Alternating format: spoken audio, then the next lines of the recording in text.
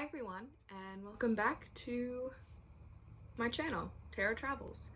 It has been a while since I've been on here. As many of us are aware, there's a lot happening in the world right now. Just been trying to keep it together for the last few months, honestly. I think that's kind of where we've all been. Not trying to be super productive, just trying to stay sane and take care of myself, and I think that's where a lot of us are at right now. That being said, I do have some exciting news. Back in July, it's August now, back in July, I got the results of both the AAPPL test, which the AAPPL, test, which is the assessment of performance toward proficiency in languages. So I got that score back, and I got my AP exam result back. And it would be an absolute dream to get a 5 on the AP German exam. What did I do? I got a 5! And I'm talking like this because it's very awkward for me to talk about my grades and scores, but I feel like I made videos about taking the AP exam. I should probably make a video after the AP exam explaining, like, saying my results and what I did to study for it, etc. So starting with the AAPPL test, this one I took back in, I want to say February. It was in the winter. Like a while before school shut down. I really just took it because my school said they were going to give us a free breakfast, but they just gave us like really gross bagels, and yeah, I think it was just really gross bagels. There's nothing good. So that was a little frustrating. Nevertheless, into the scores. So first off, it was for the seal of biliteracy in my state, and I got it. I got the seal. So I am, according to the government, a biliterate person, that I speak and read and write and understand German as well as English to a proficient level. This is my certificate for German. It's got a lot of letters and numbers, but luckily they give you this little sheet as well that gives you more of an understanding of what your scores mean. So there's 4 parts. There's interpersonal listening and speaking, interpretive reading, interpretive listening, and presentational writing. So on each thing they gave me a score description and a strategy. So basically like what it means, like what my score means, and how I can, like where I should go from here, how I can further improve my German, specific to the score that I got.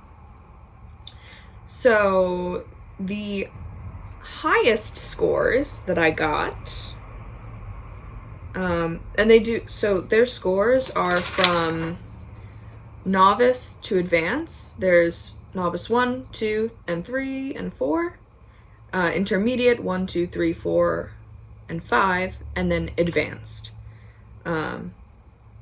So the highest that I could get in this exam, because of the way it was structured, it was more of a lower level exam.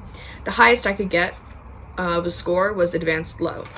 So I did get advanced low in presentational writing and in interpretive listening, which I think is just goes to show the fact that I watch a lot of German stuff. I listen to a lot of German music.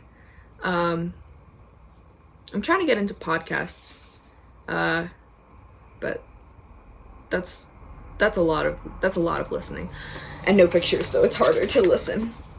And then in presentational writing was the other one that I got advanced low.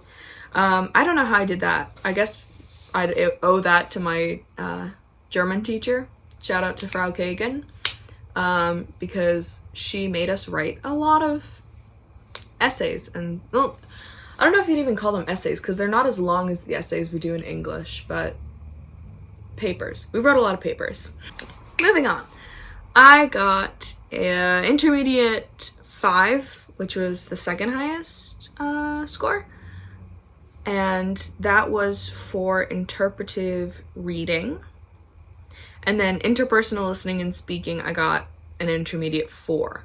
So overall, I'm really proud of those results. If you guys want me to make a video going, because I'm trying to keep this short, if you want me to make a more in-depth video about what the score descriptions say, what the strategies they gave me were, what the actual exam was like, I can go into more detail, but basically it was, I was in a room in the library with headphones and my computer, and we recorded, would read stuff and answer questions, but if I remember correctly, the questions were in English, but the text and the answers were in German. Or sometimes the answers would also be in English. So it was very translation-based, I felt like, for the multiple choice. And then there was a series of, there was a video, and then you had to record yourself answering to the video. And that was the interpersonal listening and speaking. And then presentational writing, it was write about an actor, or write about this person, write about something about yourself, or those sort of prompts where I was not entirely sure how much to write. But I guess I wrote enough to get into the advanced level. And yeah. So, jetzt die AP Prüfung. I don't have any fancy papers to go with that, because they just send you an email and say, hey, you got this number. So I don't get, this is a very fancy folder that I got for the biliteracy seal. AP exam. It was a little different this year than it was in, say, when my sister did it a couple years back, or even literally any other year. It was very different. It was only 45 minutes. Actually, I think it took me less time than that. It was very short, which was wonderful. And it was entirely speaking based. I had done a lot of speaking prior to taking the test. I would have gotten to do more if quarantine didn't happen, because then I would have had my German friend come stay with me, and I would have made her speak a lot of German with me. So that didn't happen, but it was okay. I got to video chat with some of my friends in Germany, and they were super helpful. I also had done a lot of prep work of writing presentational speaking responses for each theme, and that came in way more handy than I thought it was going to, because the prompt that I received for my presentational speaking was just a little to the left of a piece that I had already written.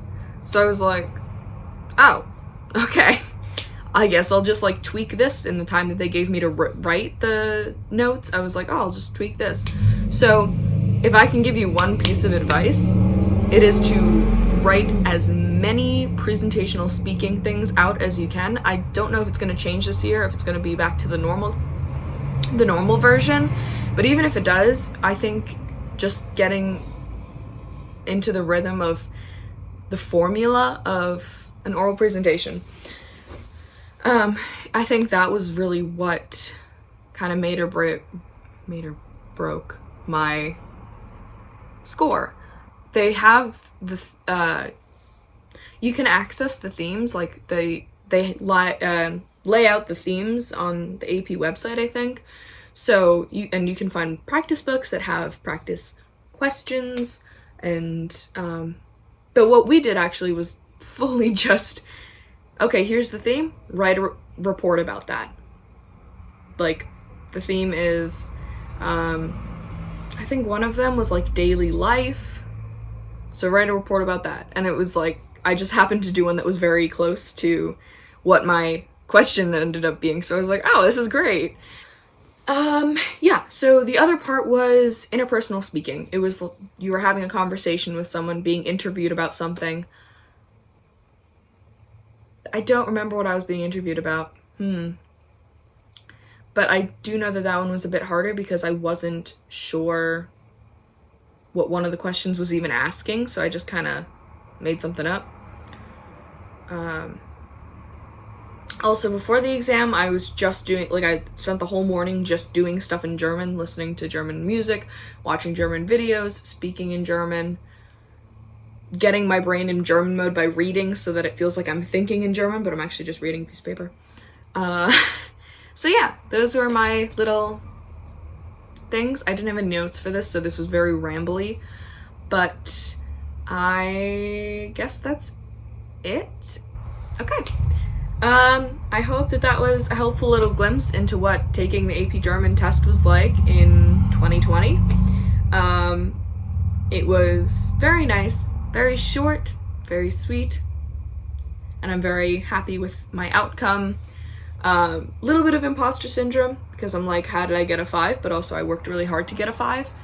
And I can go more in depth with like my German journey in a future video. But this was just a quick update of, I took 2 tests. These are my results.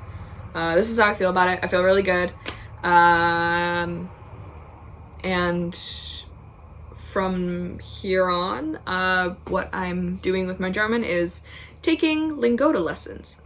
After that, I'm hoping to take some German classes in college for my world language degree. Then maybe travel more in Germany and German-speaking countries, and just keep on speaking German. Alright, so thank you for watching. Hope this was interesting. Tschüss, bis später.